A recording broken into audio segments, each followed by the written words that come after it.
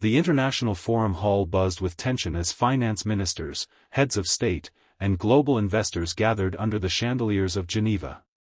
At the center of the polished oak table sat Scott Bessent, the U.S. Treasury's powerful architect of financial policy, his voice calm but sharp like a blade. He leaned forward, eyes narrowing at Ibrahim Traoré, the young African leader whose name had already begun echoing across the world as a symbol of resistance. "Your gold belongs to us," Bessent declared, his words slicing through the silence. Around the table, murmurs spread. For decades, Africa's mineral wealth had been siphoned off under contracts, loans, and sanctions dressed as aid. Bessent's statement wasn't just arrogance, it was an admission of the machinery that kept the global order tilted. Traoré sat upright, wearing his signature military uniform, the weight of his nation's struggle reflected in his steady gaze. He didn't flinch. He let the words hang in the air, letting the arrogance of them choke the room before he replied. His hand tapped the table rhythmically, as if echoing the heartbeats of millions back home waiting for justice. When he finally spoke, his voice resonated like a drum across the chamber, "Not 1 ounce leaves Africa." The room froze. Diplomats who had come expecting compliance now stared in disbelief. Bessent smirked, dismissive, but beneath his polished demeanor, there was unease. Traoré's words were not the empty defiance of a politician, they were a declaration of sovereignty. For centuries, gold, diamonds, oil, and countless resources had flowed out of Africa to build palaces and skyscrapers abroad, leaving behind empty pits and broken economies. But this time was different. This time a young captain from Burkina Faso stood in defiance of an empire of finance. He wasn't speaking as one man. He was speaking as the voice of a continent tired of being looted, tired of being silenced. The clash wasn't just between two men, it was between centuries of plunder and a new dawn of resistance. The audience could sense it, history was being written at that very table. Bessent's smile thinned into something colder. He folded his hands, the cufflinks flashing like small coins under the lights. "Strong rhetoric," he said quietly, "but markets don't respond to speeches. They respond to leverage. Your refineries run on imported parts. Your banks clear through systems we regulate. Your gold is priced in exchanges we control. You can say, 'Not 1 ounce,' but the moment we close a valve, your economy chokes." A few delegates nodded, old reflexes born from old pressures. Sanctions. Ratings downgrades. Compliance checks. Everyone in the room knew the vocabulary of economic warfare. Traoré didn't blink. "Leverage has a shelf life," he said. "And you've been using the same tricks for 50 years. Shut a valve. We build another. Close a market. We open our own. You speak like the owner of a mine that was never yours." Bessent leaned back, feigning patience. "Captain, your nation's reserves, tiny. Your currency, volatile. Your logistics, fragile. You can block shipments for a week, a month. But when payrolls fail and lights dim, your people will ask who cut them off. And they will not blame New York. They will blame you." A murmur swept the hall. It was the ugliest truth in modern power, the hand that squeezes the throat is rarely the one the crowd sees. Traoré's reply was measured, surgical. "Then let them see the hand," he said. "Let them see which banks freeze salaries for teachers. Which brokers discount African ore while overpricing African loans. Which partners ensure theft as development. We will not hide your fingerprints anymore." He slid a folder across the table, maps of concession zones, shipping manifests, shell company chain spiderwebbing through tax havens. "These," he said, "are the veins you opened in the dark. We're turning on the lights." Bessent's gaze flickered. For the first time, the room felt the balance shift, away from abstractions and toward receipts. "You think naming things changes them?" he asked, the veneer cracking. "It always does," Traoré answered. "Chains rust fastest in sunlight. And today we begin pricing our gold in dignity, not dependency. The camera zoomed tighter. Investors checked their phones. In the uneasy quiet, the old world realized the new one had done its homework. The forum had grown heavier with every exchange. Delegates shifted uneasily, scribbling notes, whispering translations into earpieces. What had begun as a polite economic session had turned into a duel. On one side sat Scott Bessent, armed with Wall Street's machinery of numbers, algorithms, and sanctions. On the other sat Ibrahim Traoré, armed only with the authority of truth and the courage to voice it.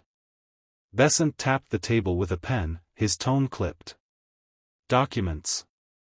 Exposés. Even rallies, they don't pay for diesel, they don't repair infrastructure. Global capital does. And without capital, you cannot scale. You cannot modernize. Your dreams collapse under their own weight. It was the familiar tune of dependency, the same chorus sung for decades, without us, you are nothing. But Traoré's gaze didn't waver. You mistake capital for chains, he said. We don't reject investment. We reject extraction disguised as investment. We will build with those who treat us as partners, not as pawns. If your funds come with shackles, then they are not capital, they are weapons. A hush spread. His words cut through the room's polished diplomacy. Bessent's eyes narrowed. And when those partners vanish at the first sign of volatility? Who backstops your reserves then? Who guarantees your bonds? When panic comes, Africa will drown first. Traoré leaned forward, lowering his voice just enough to sharpen it like a blade. Africa has drowned enough times for your ships to stay afloat.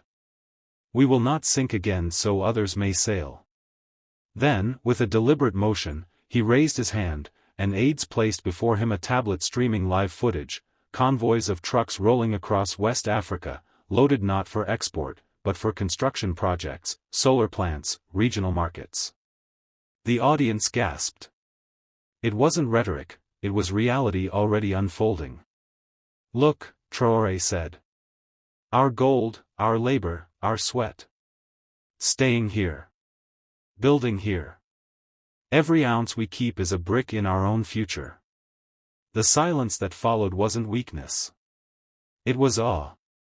For the first time, Bessent's monopoly of confidence cracked.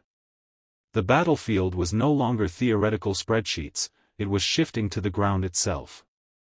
The weight of Traoré's demonstration still lingered in the air when Bessent leaned back, feigning calm, though his jaw was tight. He adjusted his tie, as though tightening his grip on the stage. Convoys look impressive on a screen, he said coolly, but convoys don't shift global markets. You cannot outbuild Wall Street. You cannot outpace the dollar.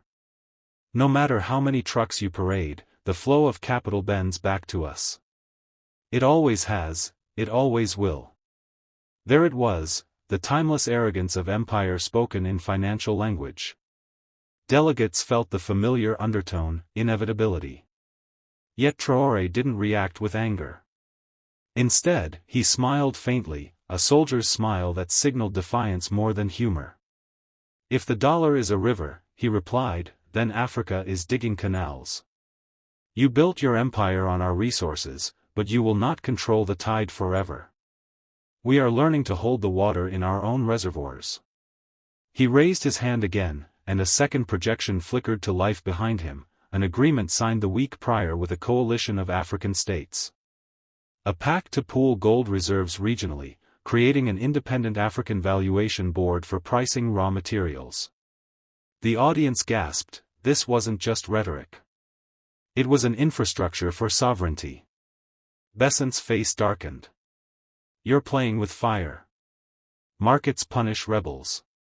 You think reserves protect you? Sanctions will strip them bare. Investors will flee. Your own elites will sell you out the moment the price dips. Traoré's answer came like iron, then let them flee.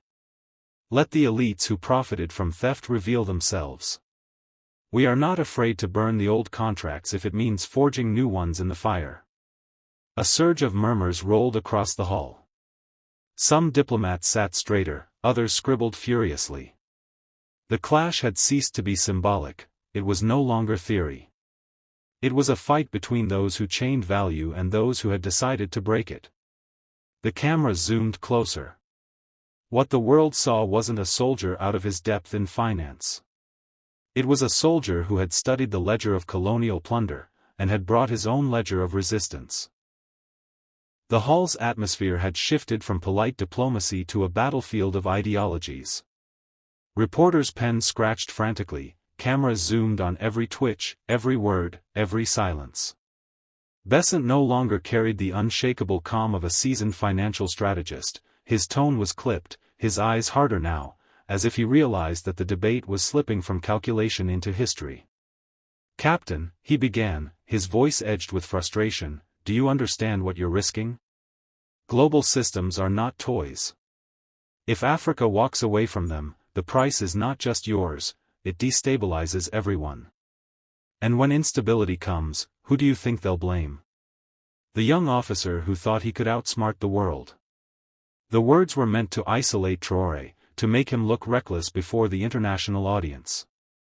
But instead, murmurs grew, murmurs not of doubt, but of curiosity. Because what Bessent framed as chaos, others were starting to see as liberation. Traoré's gaze didn't falter. He let the silence breathe before answering, his voice low but unyielding. "The world has blamed Africa for centuries. Blamed us when we were colonized, blamed us when our resources were stolen, blamed us when debts written in your bank strangled our nations. We carry no fear of blame anymore.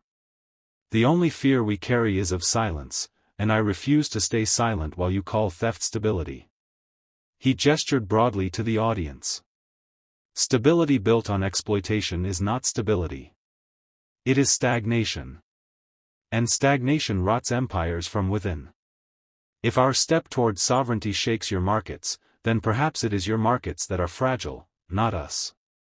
The room erupted in a low chorus of whispers. Some nodded discreetly, others shifted nervously in their chairs. For the first time, it was Bessent who seemed forced into defense. His well-practiced rhetoric about inevitability had been pierced.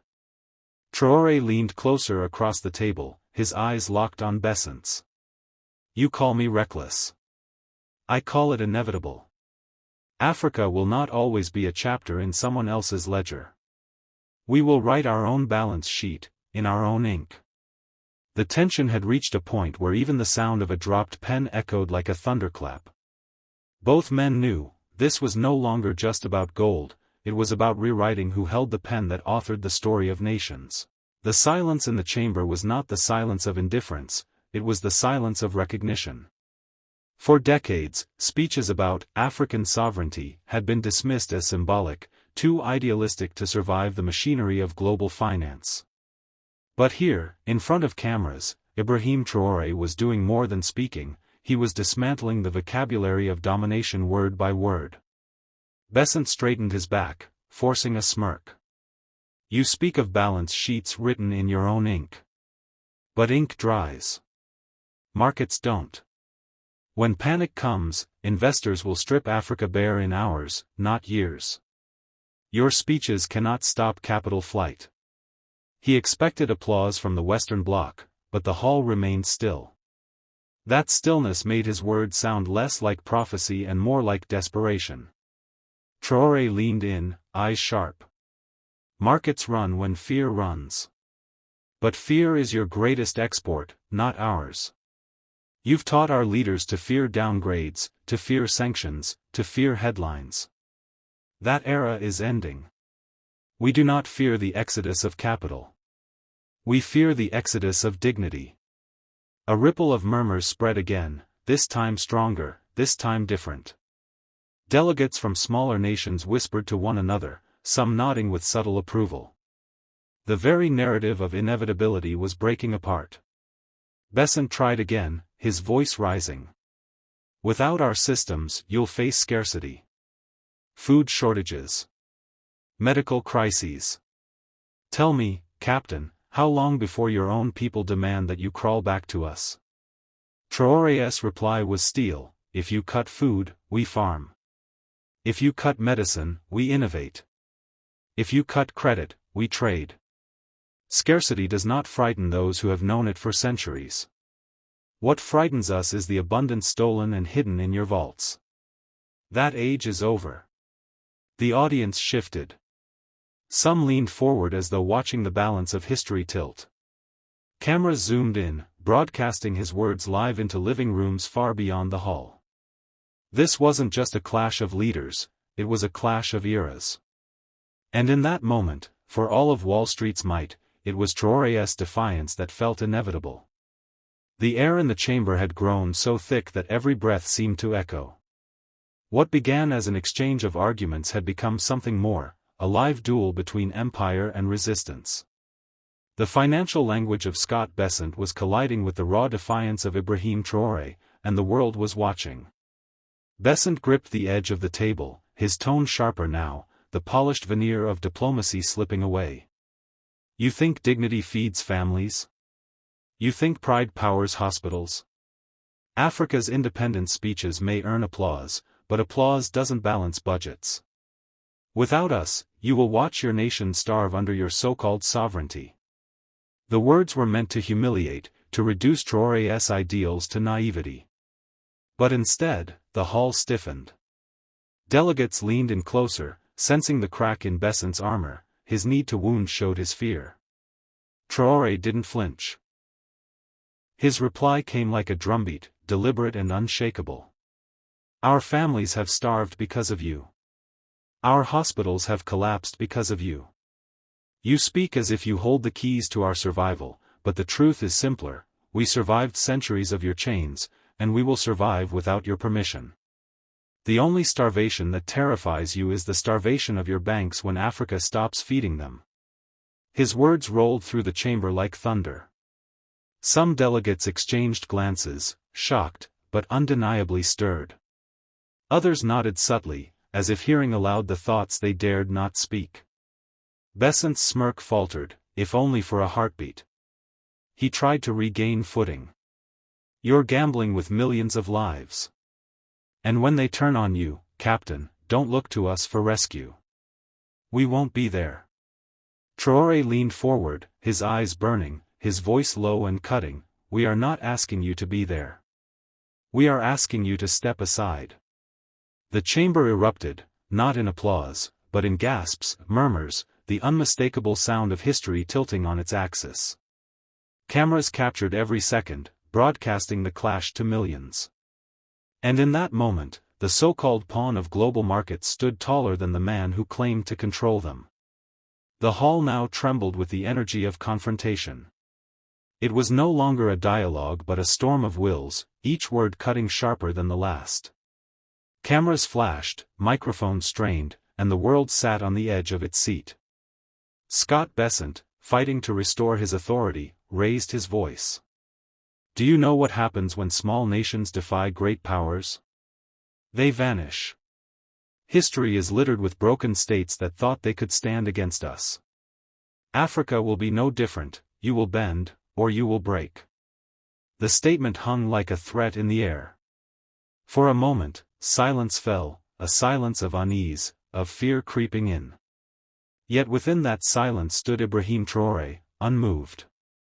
He let the words echo, then crushed them with his own.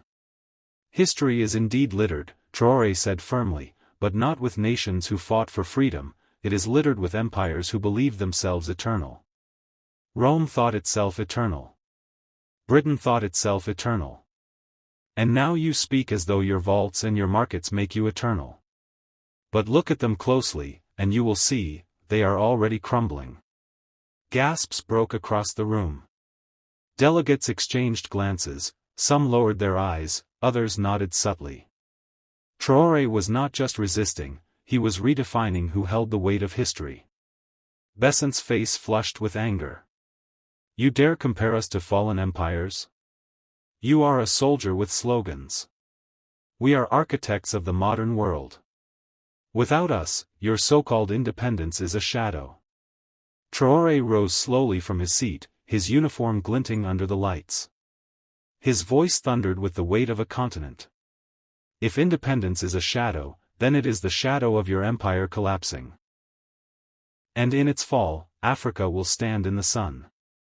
The audience erupted, some in disbelief, others in awe. The clash had shifted beyond politics, beyond finance.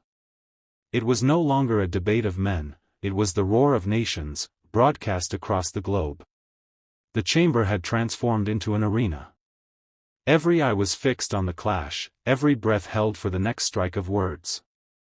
What began as an argument over gold had grown into a battle for the very definition of power. Scott Bessent's voice cracked the silence like a whip. Do you think words will shield you when sanctions rain down? When your currency collapses? When no ship dares dock at your ports? That is the fate of those who cross us. Isolation will bury Africa before you can even dream of standing free. It was the language of dominance, the language that had kept nations compliant for decades. But this time, it didn't land as expected. The threat sounded desperate, almost hollow. The audience shifted, sensing weakness in the repetition of old weapons. Traoré stood straighter, his uniform gleaming, his voice sharp as a blade. Isolation? We were born in isolation. Your ships once came not to trade but to steal. Your banks once came not to invest but to chain us in debt. If you close your doors now, then we will build our own. And when we do, it will be you knocking on Africa's gates. The hall buzzed with energy, delegates whispered fiercely, some nodding in open approval, others exchanging worried glances. The Western Bloc's grip on narrative was slipping, and everyone could feel it. Bessent slammed his hand on the table, losing the calm that had once defined him. You overestimate yourself. You overestimate your people. Without our approval, your gold is dust, your independence is theater, and your defiance is suicide. Traoré's eyes blazed as he fired back.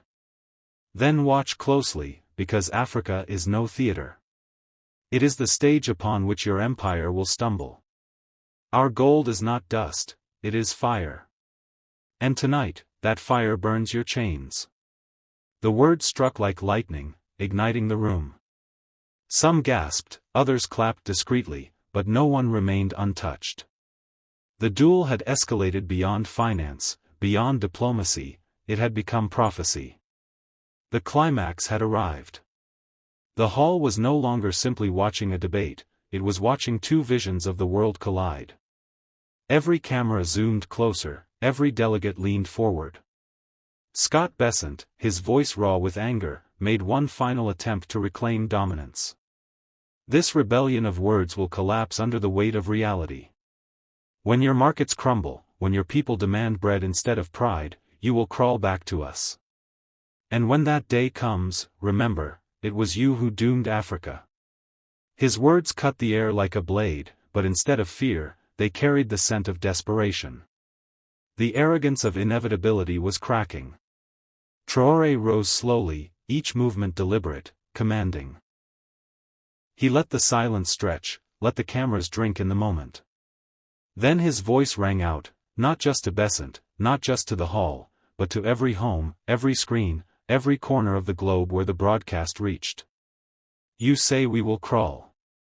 But Africa has never crawled, it has endured, it has risen, and it has marched forward, even as your empires pressed their boots upon our necks.